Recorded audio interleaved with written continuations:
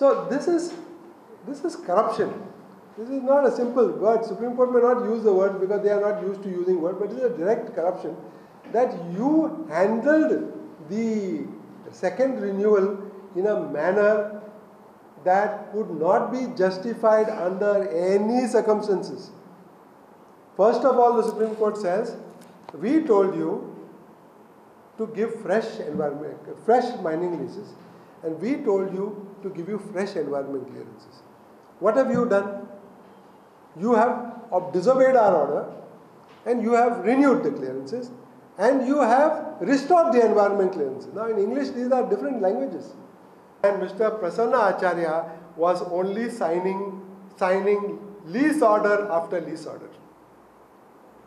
31 orders were signed by him in one, like a bunch of papers.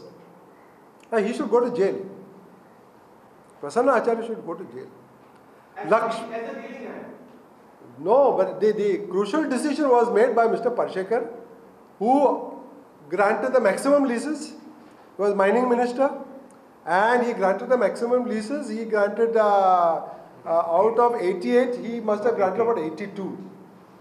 But 6 mining leases were also granted by Mr. Manohar Parrikar. So these are the main things we wanted to say. FIR, serious action against those who gave the leases, and number 2, recovery of all this money. And please don't ask us about this restart and all that. As I said, it is too complicated a matter. It cannot be solved in 2-3 months. It will take a very long time. But it can start more quickly if government does it. And it will not start at all for 5 years if private sector does it. That is all I am telling you as a result of this press conference. Thank you.